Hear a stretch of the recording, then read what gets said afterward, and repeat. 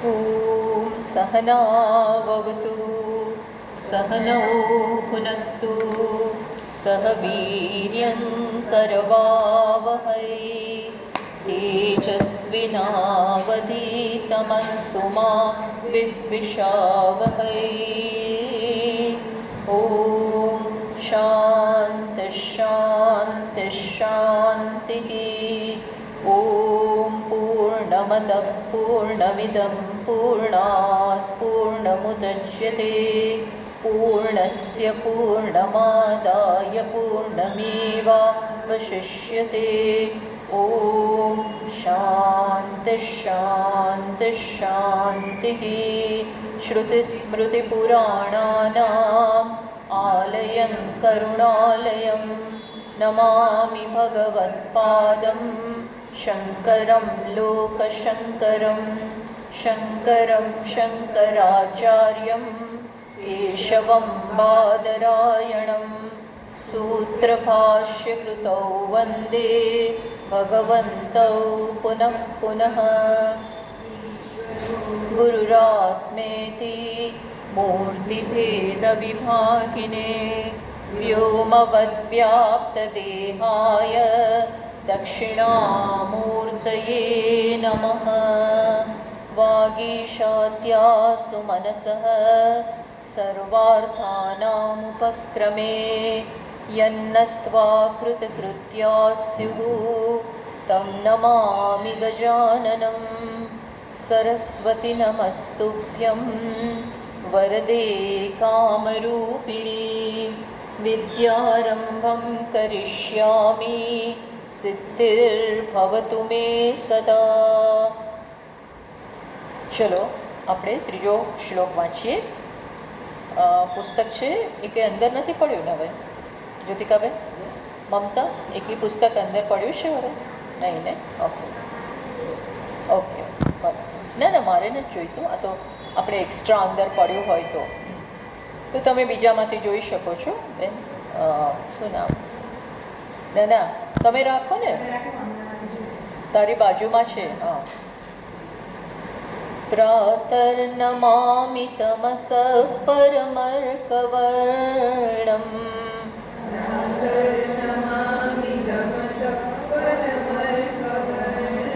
પૂર્ણમ સનાતનપદં પુરુષોત્તમાખ્યમ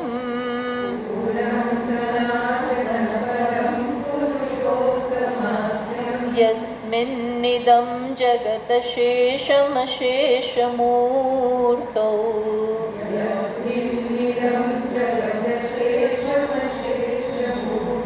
રજ્વાંબુજંગમૈવ પ્રતિભાસિतं વૈ.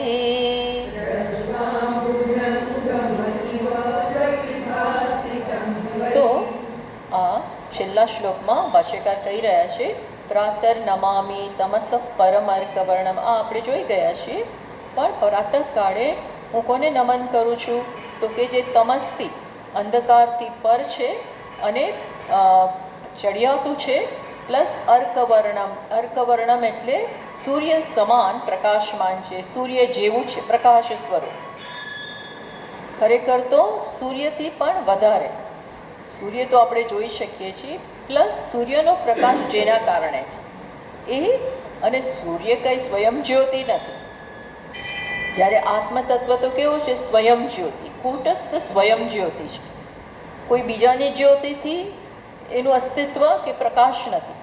સૂર્યમય જે પ્રકાશ છે, જ્યાં જે પ્રકાશ છે એ એને કારણે છે. તો આવું જે તત્વ છે, જે મારું સ્વરૂપ છે, એને હું પ્રાતઃકાળે નમન કરું છું. નમન એટલે તમે ખરેખર હાથ જોડીને પગે લાગો, માથું નમાવો, એ તો છે, એ સિમ્બોલિક છે. પણ એનો અર્થ શું થાય છે કે એ સત્ય છે. અને હું મારા વિશે અત્યારે જે ખ્યાલ ધરાવું છું એ મિથ્યા છે. અહંકાર એ મિથ્યા છે. સત્ય શું છે? આ તત્વ. તો સત્યને નમન કરો એટલે શું? અહંકારને મિથ્યા માની એને દૂર કરી અને આને જ અગત્યતા આપો, આને જ સત્ય તરીકે સ્વીકારો. આપણે જ્યાં સુધી અહંકારને જ આગળ કરીએ, અહંકારને જ સત્યતા આપીએ, એ જ સાચું છે એવું માનીએ, ત્યાં સુધી નમન સાચું નથી.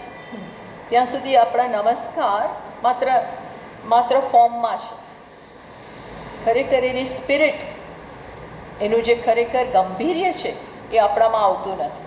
એટલે નમસ્કાર એટલે તો ખરેખર સત્યમાં મિથ્યાને ઓગાળી દેવું, સત્યમાં મિથ્યાને વિલીન કરી દેવું. અહંકાર મિથ્યા છે એ સાચું મારા વિશેની એ સાચી સમજ જ નથી.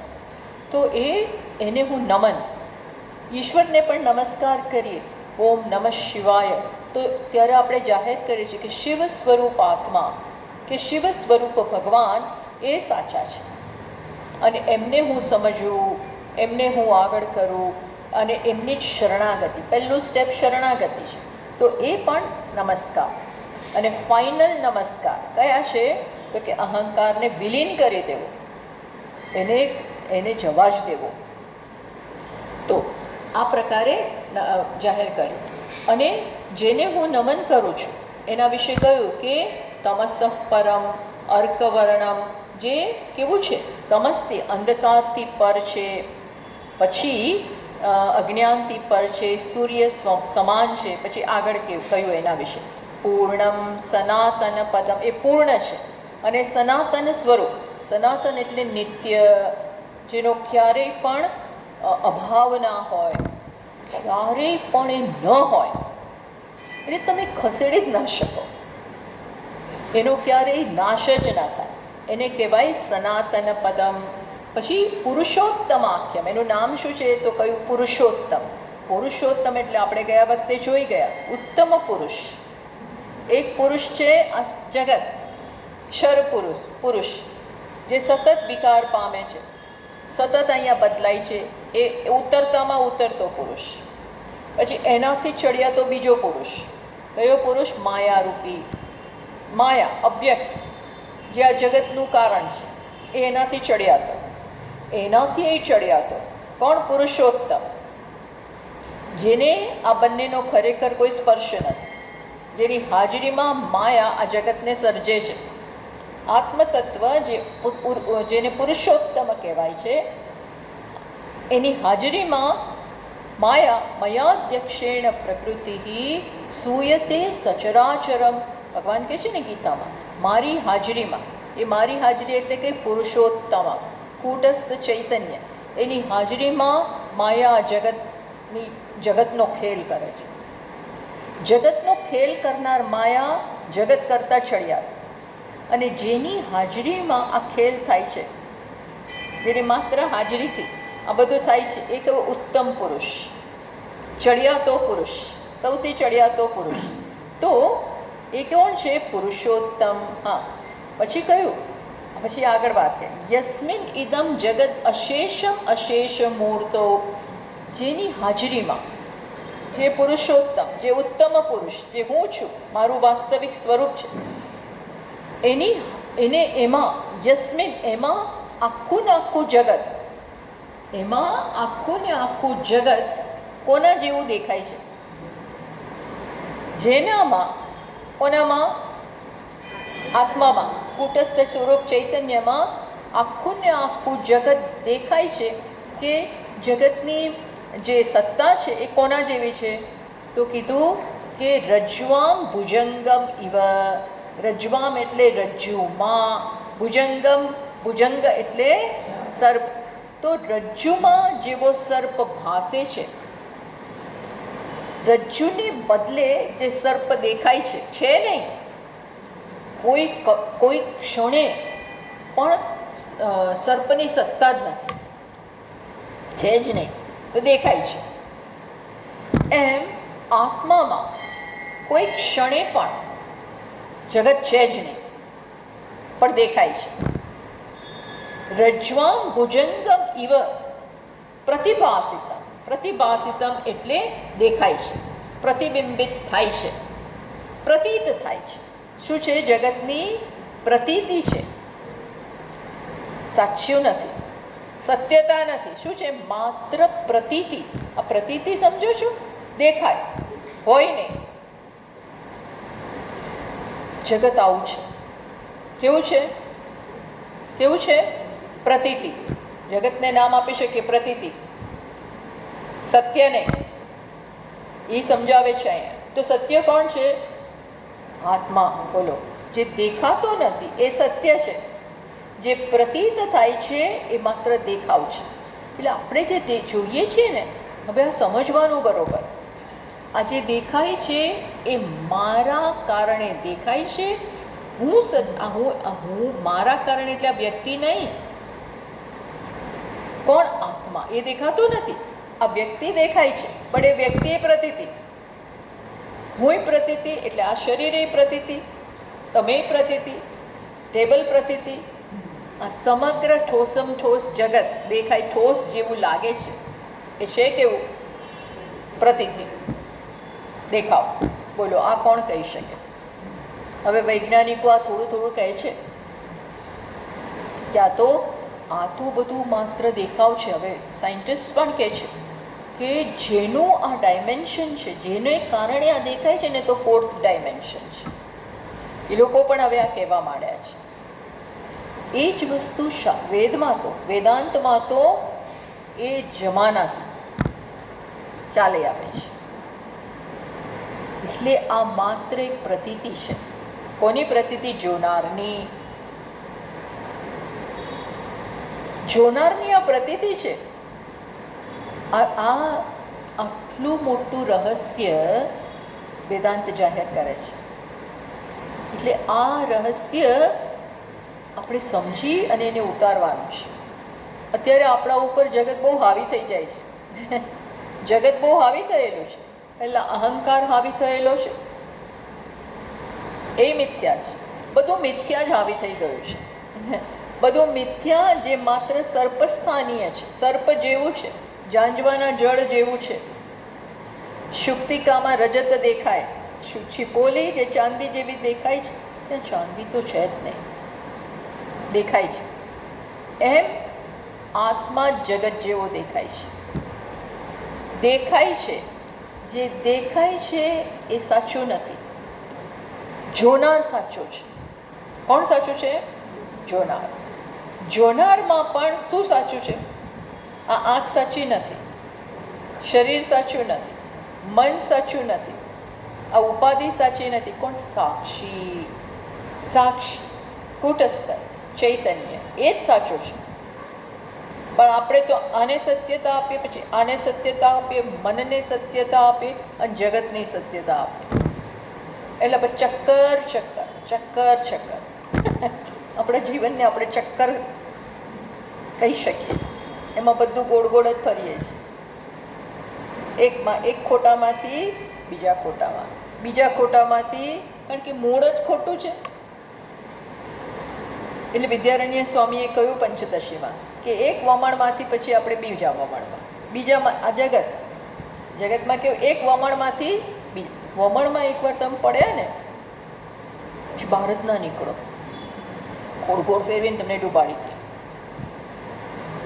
ગોળ ગોળ તમારે જોવું, આ વમણ ઊભા થાય ને નદીઓમાં બહુ ઊભા થાય. એકવાર અમે જ લોકો રેફ્ટિંગમાં ગયેલા ને ત્યારે જ અમે વમણ જોયું. એકદમ આમ ગોળ ગોળ ફરે ને પછી તમને ડૂબાડી દે.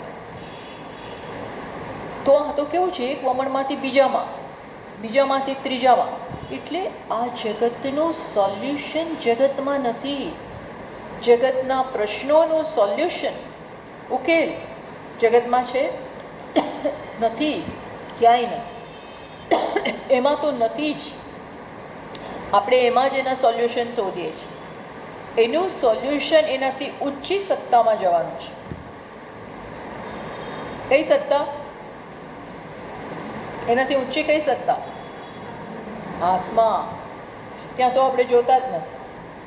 આમ જોઈએ, આમ જોઈએ, આમ જોઈએ, આમ જોઈએ, આમ જોઈએ, પાછળ જોઈએ, ઉપર જોઈએ, મારા પ્રારબ્ધ, મારું આ, મારું તે, મારું ફલાણ, એમ કરી કરીને બીજાને બ્લેમ કરીએ.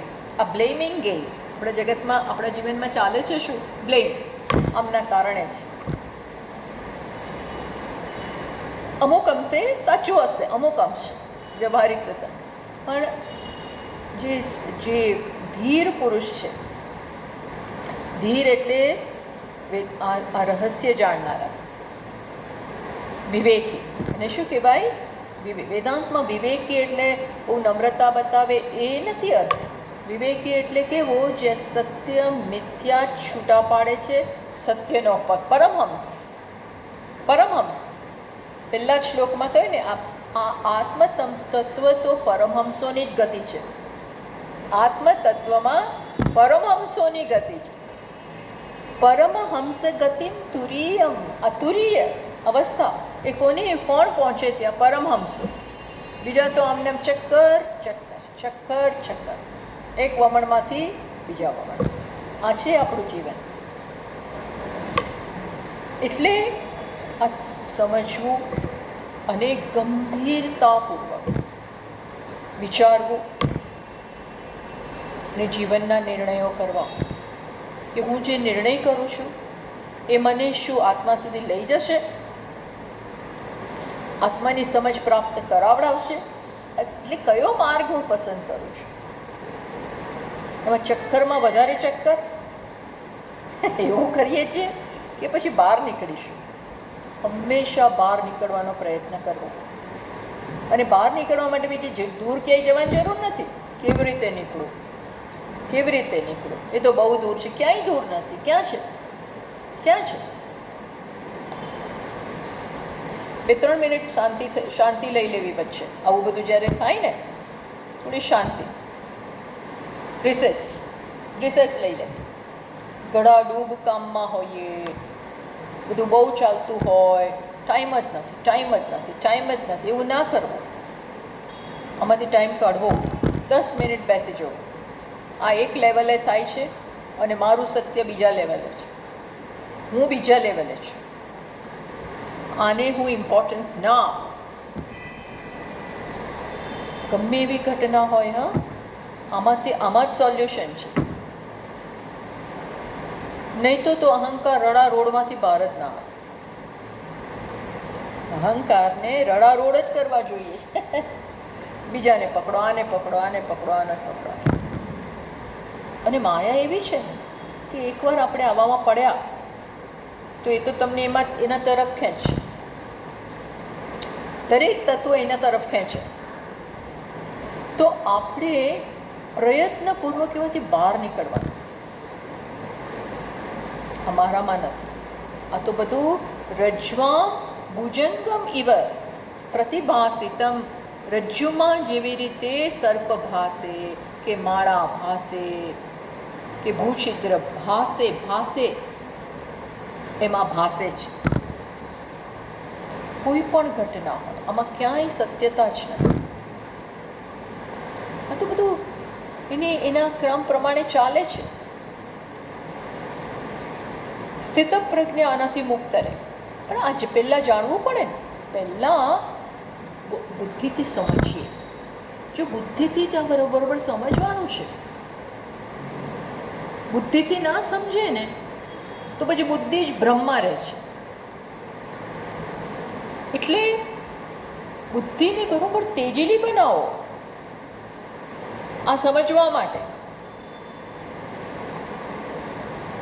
અને બુદ્ધિ જેમ જેમ આમાં ઘડાતી જશે, જેમ જેમ આ વિચાર કરવાની બુદ્ધિને ટેવ પાડીશું.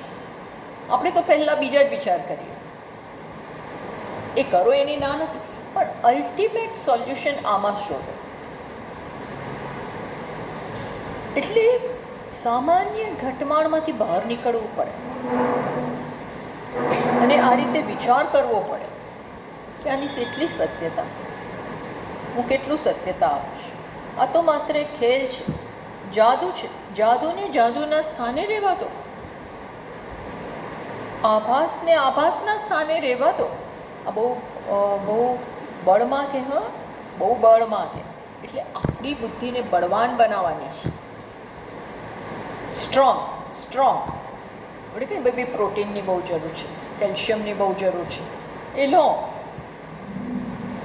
એ તો શરીરમાં.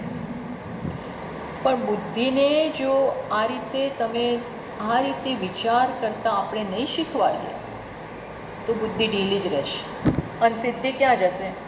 રડા રોડમાં પડી જશે. એમાં ને એમાં સોલ્યુશન શોધવામાં પડી અને એમાં ને એમાં આપણું જીવન જતું રહેશે. જીવનને જતાં શું વાર લાગે? કોઈ વાર લાગે? દિવસ ઉપર દિવસ જતા રહે છે. હવે રૂટીનમાં દિવસો જતા રહ્યા. આપણે હતા ત્યાંના,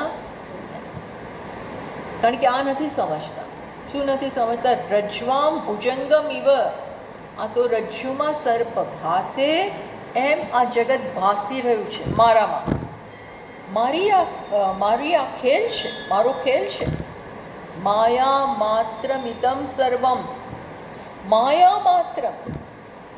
માયા માત્રમિદમ બુદ્ધવા બ્રહ્મ પદમ ત્વમ પ્રવિશ્ય વિદિત્વા. અને માયા માત્ર, બધું માયા છે એમ કહીને બેસી નહીં રહેવાનું. બ્રહ્મ પદને માં એન્ટર થાઓ. એન્ટર તો થયેલા જ છીએ, પ્રવેશ તો છેલ્લા જ આપણો જ સ્વભાવ છે, એટલે એમાં તો આપણે છીએ જ. પણ ખરેખર આ છીએ ક્યારે થાય? ત્યારે એને સમજીએ, જ્યારે એને સ્વીકારીએ. સ્વીકારો. કોને સ્વીકારવાનું? સ્વરૂપ. પોતાને સ્વીકારો. અને સ્વીકારો એટલે શું? સ્વીકારેલું તો છે જ, પણ સ્વીકારો એટલે બરોબર એના સ્વરૂપને સમજો. એટલે જીવન આપણું શેનું ધીમે ધીમે પ્રક્રિયા બની જાય, નેતિની પ્રક્રિયા. આનો નિષેધ, બધાનો નિષેધ, જગતની સમસ્યાનો બધાનો નિષેધ કરતા જાઓ. શેમાં નિષેધ કરો? સત્યમાં. સત્યમાં આ ક્યાંય છે ને એટલે નિષેધ એટલે એની ઇમ્પોર્ટન્સ ના આપવી. ઇમ્પોર્ટન્સ ના આપવી એટલે કે આપણે મને બહાર થતો હોય એ થવા દે, મનને સ્પર્શ ના કરવા દઈએ. મનમાં એને સ્પર્શ ના કરવા. મન એટલે બુદ્ધિમાં આ બુદ્ધિ બળવાન બની. અને સમજો, આ શક્તિ બુદ્ધિમાં છે. એવું નથી કે નથી, આના માટે જ બુદ્ધિ મળી છે. ભગવાને જે બુદ્ધિ આપી છે ને એ આના માટે જ છે, બધામાં છે. પણ એની આ શક્તિને જાગૃત કરવાની, આ શક્તિને જાગૃત કરો. આ તો ખેલ છે. વિશ્વમ દર્પણ દૃશ્યમાન નગરી તુલ્યમ, દર્પણમાં દેખાતી નગરી સમાન વિશ્વ મારામાં દેખાય છે. દર્પણ હોય અને કોઈ મોટો સ્ટોર હોય, ત્યાં મોટા મોટા એના દર્પણ જેવા બધા ગ્લાસીસ હોય છે. તો કાર બહાર ચાલતી હોય, ફૂટપાથ ઉપર પેડેસ્ટ્રિયન્સ બધા બહાર ચાલતા હોય, તો દેખાય ક્યાં? બધા અંદર દેખાય. અંદર છે બહાર, દેખાય અંદર. જો નાનું બાળક તેમ જ માને અંદર. જેમ કૃષ્ણ અને બધા નાના હતા ત્યારે અંદર જોઈને કે આ કોણ છે? આ કોઈક બીજો આવી ગયો, બધું મારું માખણ લઈ જશે. અરે ભાઈ તું જો, તું બધાનું માખણ લે, બીજું કોઈ લેતું નથી. અંદર દેખાય. આ ભૂલ ભૂલામણે દેખાય અંદર, હોય બહાર. જગત છે અંદર, દેખાય છે બહાર. વિશ્વમ દર્પણ દૃશ્યમાન નગરી તુલ્યમ નિજાંતરગતમ, નિજ અંતરગતમ. મારામાં છે એટલે ક્યાં છે? સ્વામી નિજ અંદર તો કાંઈ દેખાતું નથી. ક્યાં છે? ખ્યાલ રૂપે, મનના વિલાસ રૂપે, મનની કલ્પના રૂપે. મનની કલ્પના અર્થાત મન કલ્પના કરે છે. પહેલી કલ્પના શું કરે? હું સ્ત્રી, હું વક્તા, બીજા બધા શ્રોતા. આવી બધી કલ્પના કરે. પછી એને સાચું માને. હું પત્ની, હવે એકલી પડી ગઈ, હવે આમ થયું. અરે આ બધું ફેંકી દો અંદરથી. કેમ? કલ્પના છે. નિજાંતરગતમ પશ્યન આત્મની માયયા બહિઃ ઇવ, આત્માની માયાને કારણે બહિઃ ઇવ, બહાર હોય એમ ભાસે છે. આટલું સ્પષ્ટ શાસ્ત્ર વાત કરે. શંકરાચાર્યજી આટલી સ્પષ્ટ વાત કરે. એટલે આને છે ને બહુ ઘૂંટવાનું. દરરોજ થોડો સમય પોતાને, આ એના માટે જ છે. આ ધ્યાનનો શ્લોક છે. નિધિધ્યાસન, હે ને, નિધિધ્યાસનનો આ શ્લોક છે. નિધિધ્યાસન એટલે આપણે કદાચ ચલો સવારના પોરમાં આપણને ટાઈમ ના મળતો હોય, કારણ કે બહેનોને રસોઈની જ પડી હોય અને જવાબદારીઓ છે એટલે હોય, પણ થોડો ટાઈમ તો કાઢી શકીએ. ચલો બધું કામ પતે પછી સાંજે, બપોરે ક્યારેક તો ભગવાન આવો ટાઈમ આપી જ દે, અને એ ટાઈમ આપણને હોશિયારીપૂર્વક કરતા આવડવું જોઈએ. બધા કામ વચ્ચે આ કાઢી લેવાનું, આને અવોઇડ નહીં કરવાનું, કારણ કે તો આ બધું આપણું ઠેકાણે રહેશે અને તો સત્યથી નજીક રહીશું, સત્યમાં જ સ્થાપિત થઈશું. સત્યમાં જ ના હોઈએ તો એનું જીવનનો અર્થ શું છે? શું અર્થ? એટલે આવું છે. તો પ્રાતઃકાળે બેસીને, અને આવા કેટલાય શ્લોકો છે ત્યાં આવું કહેવામાં આવ્યું છે, માયા માત્રમ ઇદમ દ્વૈતમ. મંડુક્યમાં કહે છે માયા માત્રમ ઇદમ દ્વૈતમ. આ દ્વૈત આખું માયાનો ખેલ છે. માયા એટલે શું? જે ન હોય એ બતાવે, જે પહેલાં સર્જન કરે. સર્જન કરે એટલે કલ્પના કરે અને પછી સાચું માને. ભગવાને આ બધું, ભગવાન શ્રીમદ ભાગવતમાં ને બધામાં આ બધું બતાવે છે. નારદજીના મનમાં એવો ભ્રમ થઈ ગયો, ઘમંડ થઈ ગયો. નારદજી જેવા ભક્તને પણ એકવાર આવો ઘમંડ થઈ ગયો. શું ઘમંડ થઈ ગયું? કે મારા જેવો વૈરાગ્યવાળો, મારા જેવો બ્રહ્મચર્યનું પાલન કરનાર, ટૂંકમાં મારા જેવું કોઈ નથી, કોઈ દેવતાય નથી, કોઈ દેવતાય મારા જેવા નથી. શિવજીને પાર્વતી છે, પાર્વતીને વામ અંગમાં જ બેઠાડી દીધા છે. વિષ્ણુ ભગવાનને લક્ષ્મીજી પાસે પગ દબાવે છે અને સાસરામાં જ રહે છે, ક્ષીરસાગર ત્યાં જ રહે છે. બ્રહ્માજીને પણ કોણ છે? સરસ્વતીજી છે. આ બધા દેવતાઓ માયામાં પડેલા છે. બોલો, આવો એને ખબર, અને હું આનાથી બહાર, મને કંઈ સ્પર્શ જ નથી એવું માને છે. પછી આ વાત એમણે વિષ્ણુ ભગવાનને કરી. એટલે વિષ્ણુ ભગવાન કહે મને કરી એ તો કરી, પણ ભૂલથી ના શિવજીને કરી. શિવજી પાસે ગયા અને આ બધું કીધું કે તમારા કરતાં હું સારો, મારે કોઈની જરૂર નથી. તો શિવજી કહ્યું આ તે મને વાત કરીને ભલે કરી, તો ભૂલથી વિષ્ણુ ભગવાનને ના કહેતા, તમે વિષ્ણુને ના કહેતા, તે તો તમારું આઈ બનશે. એટલે રહેવાય, માણસ ઘમંડમાં છે ને બધું ભૂલી જાય, ઘમંડમાં બુદ્ધિ ભ્રષ્ટ થઈ જાય. તો વિષ્ણુ ભગવાનને કહ્યું, વિષ્ણુ ભગવાન કે હવે બતાવો તને માયાનો કેવો સ્પર્શ નથી ને. હવે એમને બોલ્યા નહીં પણ કે હા હા ભાઈ તમારા જેવું કોઈ નહીં હો. પણ પછી એમણે માયા રચી. નારદજી હિમાલયમાંથી જઈ રહ્યા છે, ત્યાં એકદમ જ એકદમ નગરી દેખાણી. એટલી બધી આકર્ષક નગરી, એટલી બધી આકર્ષક. તો એમાં જતા રહ્યા. કોણ? નારદજી એમાં જતા રહ્યા. અને પછી તો રાજકુમારીને જોઈ, રાજમહેલમાં ગયા અને બસ રાજકુમારીના પ્રેમમાં પડી ગયા. પછી તો એનો સ્વયંવર થયો, તો એમાં એમને હવે એમાં પોતે કેન્ડિડેટ બની ગયા કે હું પણ સ્વયંવર. જોતા નથી પોતાના હાલ કે કોણ તમને આપે, પણ એમાં એમને જવું છે. અને ભગવાનને પ્રાર્થના કરી કે મને એવો બનાવો કે રાજકુમારી મને જ પસંદ કરે.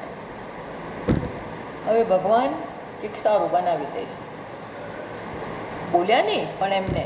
અને અમને તો એવું જ છે કે હું ભગવાનનો મોટો ભક્ત, એટલે મારું ન માને એવું તો બને જ નહીં ને.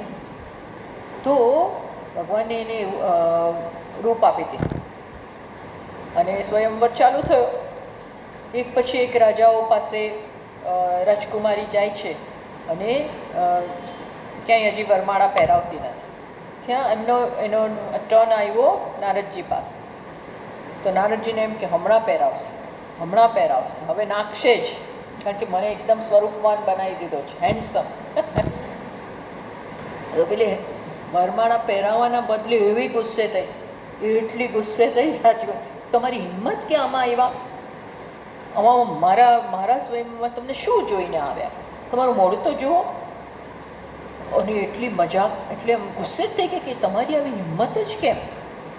અને આજુબાજુ એમ બીજા બધા હતા ને એ બહુ હસવા માંડ્યા. તો નારદજીને થયું કે મેં તો સ્વરૂપ મને આટલું રૂપ આપ્યું છે ને આમ કેમ આવું થયું. એટલે કે શું રૂપ આપ્યું છે. એટલે કે મારામાં શું ખૂટે છે. તો કે જોઈ આવો તમારું મોઢું. તો એને વાંદરાનું કેવું મોઢું આપી દીધું હતું. એમનું મોઢું એવું બનાવી દીધું. તો નારદજી એવા ગુસ્સે થયા વિષ્ણુના પરમ ભક્ત. પણ એક કામના આવે ને એટલે આપણે કામનાને જ પ્રેમ કરીએ. ભગવાન એટલા માટે જ ભગવાન નિષ્કામ ભાવે મને ભજો. નિષ્કામ ભાવ હોય તો જ ત્યાં કોઈ કામના નથી અને તો ત્યાં માત્ર ઈશ્વર હોય કે આત્મા હોય. પણ જેવી કામના જ્યાં મહત્વ બુદ્ધિ એના પ્રત્યે પ્રેમ, જ્યાં આપણી મહત્વ બુદ્ધિ હોય, પુત્રમાં મહત્વ બુદ્ધિ, તો આપણે જાણે અજાણે એના પ્રત્યે જ પ્રેમ એને જ બધું કરીએ છીએ. પત્નીમાં હોય, પતિમાં હોય, ધનમાં હોય, પોઝિશનમાં હોય, મહત્વાકાંક્ષામાં જ્યાં પણ એ હોય ત્યાં ત્યાં આપણો પ્રેમ. તો અત્યારે આનો પ્રેમ આમાં આવી ગયો છે પોતાનામાં. એટલે ભગવાન ઉપર એવો ગુસ્સો વ્યક્ત કર્યો કે જો મારી જેવી હાલત થઈ છે ને એવી તમારી થશે. હું આજે જેમ મને જે રાજકુમારી ગમે છે એના વિયોગમાં હું એવું તડપી રહ્યો છું એવું તમને થશે. બોલો, અવશ્રાપ આપ્યો. તો વિષ્ણુ ભગવાને એ સ્વીકાર લીધો. પણ ટૂંકમાં આખી નગરી ઊભી કરી અને એને આવું કોઈ નગર જ નહોતું. આ તો માત્ર કલ્પના હતી. પણ આ નારદજીને આ બતાવવા માટે કે તમે એમ માનો છો ને કે તમારામાં કોઈ કામના નથી, ઈચ્છા નથી, એવું નથી. તમારામાં એ બધું છે. સમય આવે ત્યારે આવું બધું થઈ જાય છે. એટલે હજી સંપૂર્ણપણે ગયું નથી. કેવા માયામાં ફસાયા એવું બતાવ્યું. મારું કહેવાનું એ છે કે આ માયા ક્યારે કઈ રીતે કામ કરે ના હોય એ દેખાડે અને એમાં સત્યતા અપાવડાવે. સાચું જ લાગે અમને. આપણે દરરોજ માયામાં જઈએ જ છીએ. જાગ્રતમાં તો હોઈએ જ છીએ, પણ સ્વપ્નમાં આપણે આપણું એક નગર રચીએ, દુનિયા રચીએ. સ્વપ્ને સજીવ સુખ દુઃખ ભોગતા સ્વકલ્પિત લોકે, પોતે જ કલ્પના કરેલી લોકમાં પછી ખોવાઈ જાય છે. એટલે આ ઈશ્વર અથવા જ્ઞાની એ જ માયાનેથી એને સ્પર્શ જ ના થાય. અસ્પૃષ્ટ, આ અસ્પૃષ્ટ જ્ઞાનથી એક સેકન્ડ પણ આ બધાને સાચું ના માનવું એ આપણને શીખવાડે છે. અને એ આપણે સવારના પોરમાં કે ગમે તે ટાઈમે દિવસમાં બેસીને આ વિચારવાનું. આવી રીતે વિચારીશું તો જ સત્યમાં આવીશું. તો એ વસ્તુ કઈ આ ત્રણેય શ્લોકમાં આપણી પાસે શું કરાવડાવ્યું? આત્માનું ચિંતન.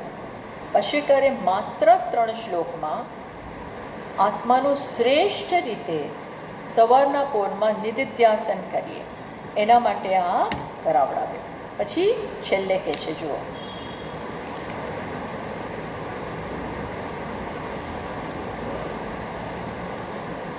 શ્લોકત્રયમિદં પુણ્યમ લોકત્રય વિભૂષણમ પ્રાતઃકાલે પઠેદ્યસ્તુ સગચ્છેત પરમં પદમ. આ 3 શ્લોકત્રયમ ઇદમ શ્લોકત્રયમ, આ 3 શ્લોક, 3 જ શ્લોક કયા ને એવા છે. પુણ્યમ, આ 3 એકદમ પવિત્ર છે. આનાથી વધારે પવિત્ર શું હોય? જે આપણને આપણા ઉત્તમ સ્વરૂપની નજીક લઈ આવે. એ જ પવિત્રતા, એ જ શુભ. એટલે આત્મા શુભ સ્વરૂપ છે. આપણને હંમેશા ને ભાઈ શુકન થવા જોઈએ, શુકન થવા જોઈએ. અરે શુકન સ્વરૂપ આત્મા બેઠેલો જ છે. ત્યાં કોઈ અપશુકન નડતા જ નથી. પરમ શિવોહમ, શિવોહમ, શિવ એટલે શુકન, શિવ એટલે મંગલ, પરમ મંગલ સ્વરૂપ તો આત્મા જ છે. એટલે કે પુણ્યમ, પવિત્ર, પવિત્રાણામ પવિત્રમ યો મંગલાનાં ચ મંગલમ. આનાથી વધારે મંગળ શું હોય? પણ આપણે છે ને આપણા સંસ્કારને કારણે, અજ્ઞાનના સંસ્કારને કારણે મંગળે બહાર જોવા ઈચ્છીએ છીએ, પવિત્રતા એ બહાર જોવા, એની ના નથી, કરો, પણ જાણો કે પવિત્ર બહાર દેખાતું હોય તો એનું કારણ આ છે. સૌથી પવિત્ર, સૌથી પુણ્ય, સૌથી વધારે તીર્થ સ્વરૂપ આત્મા જ છે. જેને આત્માને જાણી લે તો એનામાં જ બધા તીર્થ આવી ગયા. તીર્થ સ્વરૂપ આત્મા છે, પવિત્ર સ્વરૂપ આત્મા છે. અને વળી આ કેવું છે, કયું આત્મ સ્વરૂપની વાત કરે છે, કેવું છે, આવું છે. અને એ આત્મા સ્વરૂપ, આત્માનું નિરૂપણ, એના સ્વરૂપનું ઉદ્ઘાટન આ 3 શ્લોકમાં થયું. કયા? ભગવાને, ભાષ્યકારે આ 3 શ્લોકમાં આવા સ્વરૂપનું ઉદ્ઘાટન કર્યું. આપણને એક અરીસો બતાવ્યો, દર્પણ રાખ્યું કે જો આ છે તો સચ્ચિત આનંદ સ્વરૂપ, જાગ્રત સ્વપ્ન સુષુપ્તિથી પર, છતાં ત્રણેયમાંય ખરો. એ કહ્યું ને પહેલા શ્લોકમાં. આ આપણને આપણા સ્વરૂપનું દર્શન કરાવ્યું. પછી કહ્યું તદ નિષ્કલમ બ્રહ્મ અહમ, એ નિષ્કળ સ્વરૂપ બ્રહ્મ હું છું, નહીં કે ભૂતોનો સંગ. પછી બીજું શું કહ્યું કે આ આત્મતત્વ મન અને વાણીથી પર છે. હા, મન અને વાણી ત્યાં પહોંચતી નથી, પણ જેને કારણે વાણી ચાલે છે, જેને કારણે મન ચાલે છે, ઇન્દ્રિયો ચાલે છે, પ્રાણ ચાલે છે, એ આત્મા. પછી તો એને કેવી રીતે જાણવાનું? તો એ બતાવ્યું કે નેતિ નેતિ ઇતિ વચનૈહિ નિગમા અવોચુ. નિગમ એટલે વેદ, એનું કઈ મેથડથી એનું જ્ઞાન કરાવે છે? નેતિ, આને આ જગતમાં એકેય આત્મા નથી, એકેય વસ્તુ આત્મા નથી. આત્માના કારણે ખરું, પણ આત્મા નથી, સનાતન આમાં કાંઈ નથી. તો એ બધાને તમે નિષેધ કરતા હતા. નિષેધ એટલે તિરસ્કાર નહીં. નિષેધની આપણે વાત કરીએ ને એટલે એમ લાગે કે આપણે તિરસ્કાર કરીએ. તિરસ્કાર નથી. જ્ઞાની પુરુષો કોઈનોય તિરસ્કાર ના કરે, ભક્તોય કોઈનોય તિરસ્કાર ના કરે, પણ એનું જે સ્થાન હોય એ ત્યાં જ રાખે. જેનું જે સ્થાન છે ત્યાં રાખે, એને સત્યતા ના. આમાં તિરસ્કાર નથી, સમજ છે, જ્ઞાન છે. આ વસ્તુ મિથ્યા છે તો એને મિથ્યા જાણો. પછી એને એવું ના આ જતું રહ્યું. કેમ જતું રહ્યું? હવે મારું જીવન ચાલશે નહીં, તારા વગર નહીં ચાલે, કે કોઈ પણ વસ્તુ વગર ચાલશે જ નહીં. એના વગર વિરહ, એના વગર શોક. તો મેં મારી જાતને હલકો બનાવી દીધો, મેં મારી જાતને તુચ્છ બનાવી. આપણી જાતને તુચ્છ કરીએ ને ત્યારે જ બીજા વસ્તુ વગર ન ચાલે. આત્મા પૂર્ણ છે અને બીજું કંઈ છે નહીં. તો જે છે નહીં અને દેખાય છે એને આપણે એટલું ઇમ્પોર્ટન્સ આપીએ, એટલું ઇમ્પોર્ટન્સ આપીએ, એટલું મહત્ત્વનું બનાવે કે પછી એના વગર કંઈ ચાલતું જ નથી. સમય બરબાદ, શક્તિ બરબાદ એના પાછળ. હા, સેવાના ભાવે કરીએ તો વસ્તુ અલગ છે, પણ અસહાયતાથી અસહાય બની ગઈ. કોઈ નથી. આ કોઈ નથી કહેનાર કોણ છે? જરા જુઓ તો ખરા. આ કોઈ નથી મારું તો કોઈ નથી. સાવ એકલા, બધા પાછળ પડી ગયા છે, કોઈ મારી સાથે નથી. એ કહેનાર કોણ છે? એ કહેનારના મૂળમાં જાઓ, ત્યાં તો જતા નથી. કહેનારના મૂળને પકડશો તો ખબર પડશે એના જેવું કાંઈ નથી. આ તો બધું એના કારણે છે. એટલે શોક શું બતાવે છે ખબર છે? શોક બતાવે છે કે આપણે બુદ્ધિ ચલાવી જ નહીં. શોક એ બુદ્ધિનો દુરુપયોગ કર્યો, ઉપયોગ ના કર્યો. દુરુપયોગ નહીં, દુરુપયોગ જ કહેવાય. એટલે જ ભગવાને કહ્યું ક્યાંથી ગીતા શરૂ થઈ, મને કહો ક્યાંથી શરૂ થઈ? અશોચ્યાન અન્વશોચસ્ત્વમ, ક્યાંથી ગીતા શરૂ થઈ? ભગવાને તો જો ભગવાન કેટલું પાંડવોની રક્ષા કરે છે, રાજાઓની રક્ષા કરે, બધાનું કેટલું એમણે કર્યું, પણ છતાંય ક્યાંય આસક્ત નથી થયા. પોતાના કુળને, પોતાનો કુળ એટલે એને ઉડાવી દીધું. એ શું બતાવે છે? ક્યાંય આસક્તિ મારી નથી. એ જે વસ્તુને પકડીને પછી છોડીને ગયા પછી પાછું વાળીને જોયું જ નથી. ક્યારેય એ પાછા ફર્યા છે, હંમેશા આગળ આગળ આગળ. એ વગર તો આ બધું કામ ના કરી શકે. અને ભગવાનને કોઈ આસક્તિ જ નથી. બાકી પ્રેમ સ્વરૂપ, આમ પ્રેમ સ્વરૂપ અને છતાંય આસક્તિ નહીં. સમજ પડે છે? એટલે આ તો એટલા માટે વાત થાય છે કે આપણે આનું પાભાગનું આપણા જીવનમાં આવે ને તો આપણે તરી જઈએ. એટલે કહ્યું આ પવિત્રમાં. હા, પછી આ 3 શ્લોક છે ને પવિત્ર છે અને ખરેખર તો ત્રણેય લોકનું ભૂષણ છે એવું અહીંયા કહ્યું. શ્લોકત્રયમિદં પુણ્યમ લોકત્રય વિભૂષણમ, ત્રણેય લોકનું ભૂષણ. આ 3 શ્લોક કોના સમાન છે? 3 લોકનું ભૂષણ. 3 લોક એટલે કયા લોક? ભૂહુ ભુવઃ સુવઃ, પૃથ્વીલોક, અંતરિક્ષ લોક, સ્વર્ગલોક, ટૂંકમાં બ્રહ્માંડ એનો અલંકાર છે. આ ટૂંકમાં આપણા જીવન અને શ્રેષ્ઠમાં શ્રેષ્ઠ આ વસ્તુ છે. એ 3 શ્લોકનું હું પ્રાતઃકાળે જે કોઈ, હું નહીં પણ જે કોઈ પઠેદ યસ્તુ, યસ્તુ પઠેદ, જે કોઈ, યહ અસ્તુ પઠેદ, જે કોઈ એનું પઠન કરીને માત્ર ગોખેલું બોલી દેવાનું નહીં, માત્ર રટન કરીએ એનો કોઈ લાભ નથી. સમજવા,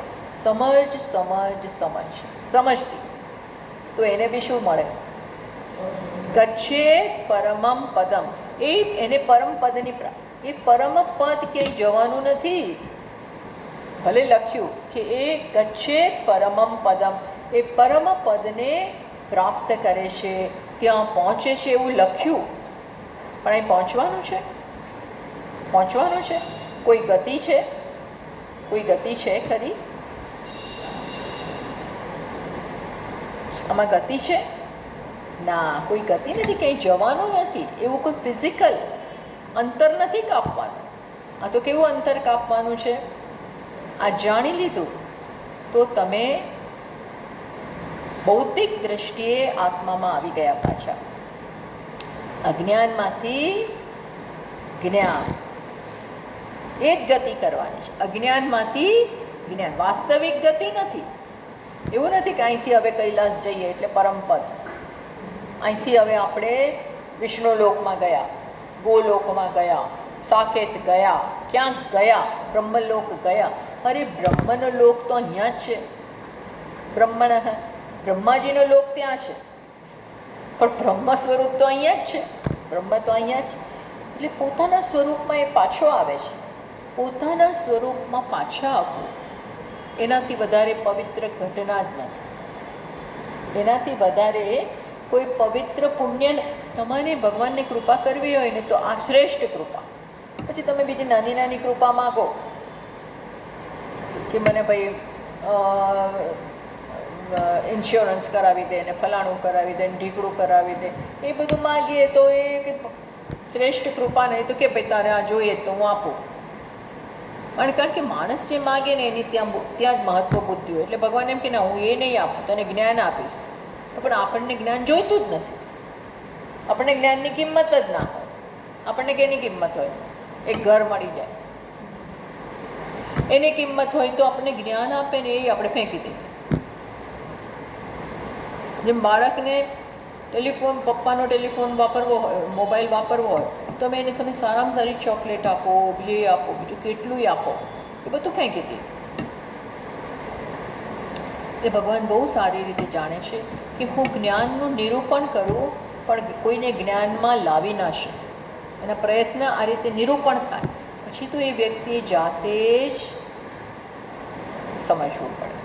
સમજ કોઈ બહારથી આપે પડે, ઉતારવાની તો આપણે જ ઉતારવાની તો આપણે જ, કોઈના મદદ કરી શકે એના.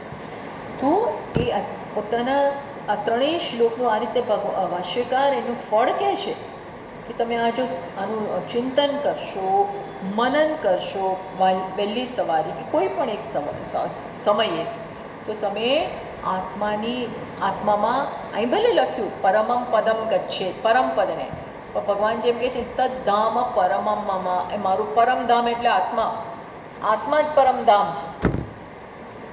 બાકી તો મૃત્યુ પામીને બ્રહ્મલોકમાં ગયા તો ત્યાંથી પાછા આવવાના. આ બ્રહ્મ ભુવના લોકાહ પુનરાવર્તિનો અર્જુન, ભગવાને કહ્યું ને આ બ્રહ્મ ભુવના લોકાહ પુનરાવર્તિનો અર્જુન મામ ઉપેત્ય તું કૌંતેય પુનર્જન્મ ન વિદ્યતે. બાકી તો તમે ક્યાંય પણ જાઓ ત્યાંથી પાછા આવો, પૂરું થાય એટલે પાછા આવો. અને દરેક વસ્તુ પૂરી થાય છે તો પાછા આવો, પણ આમાં તો પાછું જ નથી આવવાનું. જાણી લીધું એ જાણી લીધું. તો એટલા માટે આ શ્રેષ્ઠ વસ્તુ છે.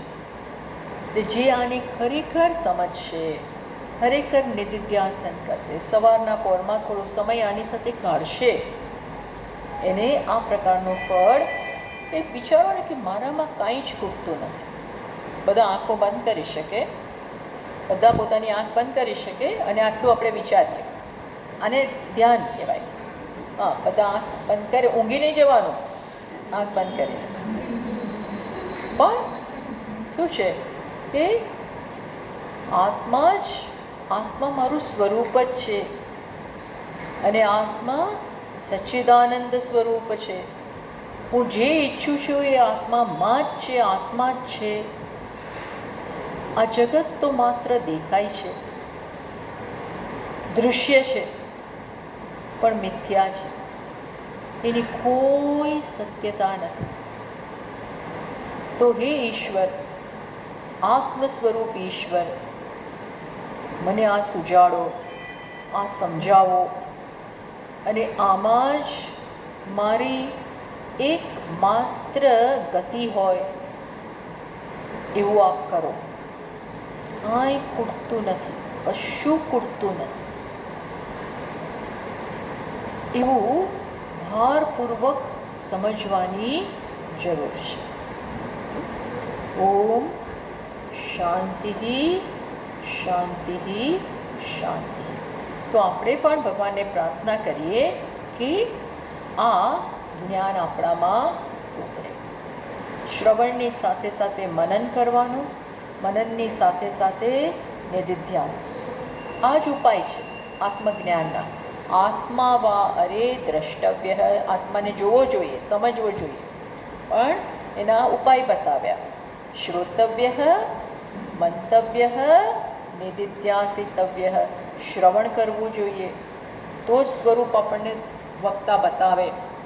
પછી એના ઉપર જરા કામ કરીએ, ઘરે જઈને વિચારીએ, થોડું હોમવર્ક કરીએ, આ શ્લોક ફરી વાંચીએ, જે પણ ભણતા હોય એ ફરી વાંચીએ. મંતવ્ય, અને પછી નિધિધ્યાસન પણ કરીએ. તો આમ કરવાથી આત્મ સ્વરૂપ વધુને વધુ સ્પષ્ટ થશે. તો આ સાથે આપણું પ્રાતઃસ્મરણ સ્તોત્ર સમાપ્ત થાય છે. ચલો. ઓમ પૂર્ણમદ પૂર્ણમિદં પૂર્ણાત પૂર્ણમુદચ્યતે પૂર્ણસ્ય પૂર્ણમાદાય પૂર્ણમેવાવશિષ્યતે. ઓમ શાંતિ શાંતિ શાંતિ. હરિ ઓમ. શ્રી ગુરુભ્યો નમઃ. શંકરં શંકરાચાર્યં કેશવં બાદરાયણં સૂત્રભાષ્યકૃતૌ વંદે भगवन्तौ पुनः पुनः ईश्वरो गुरुरात्मेति मूर्तिभेदविभागिने व्योमवद्व्याप्तदेहाय दक्षिणामूर्तये नमः। ॐ शान्तिः हरिः ॐ श्रीगुरुभ्यो नमः। હરિ ઓમ. હવે આપણે બધાને ખાસ કહેવાનું કે આવતા બુધવારથી આવતીકાલથી શ્રાવણ મહિનો બેસી રહ્યો છે અને એટલા માટે આપણે હવે નક્કી કર્યું કે આવતા બુધવારથી આપણે શિવ મહિમ્ન સ્તોત્ર એની સમજ પ્રાપ્ત કરીએ. શિવ મહિમ્ન સ્તોત્ર શિવજીનું સ્તોત્ર છે, સાથે સાથે શિવ પણ આત્મા જ છે, પણ ટૂંકમાં એમાં શિવજીના ગુણોનું એમના સમગ્ર વ્યક્તિત્વને બહાર લાવતું એ સ્તોત્ર છે. તો શ્રાવણ માસ જેવા પવિત્ર માસમાં આ સ્તોત્રનું આપણે પઠન પણ કરીશું અને સાથે સાથે એના અર્થને પણ સમજીશું. તો બધા જ ને ખાસ જણાવવાનું કે જરૂરથી આનો ઇન પર્સન એટલે તમે અહીંયા પૂર્ણાનંદ આશ્રમમાં આવીને પણ એનું શ્રવણ કરી શકો અથવા ઓનલાઈન જે બધા કરો છો એ પણ તમે કરી શકો. એના માટે ખાસ બધાને જણાવવાનું હતું. હરિઓમ.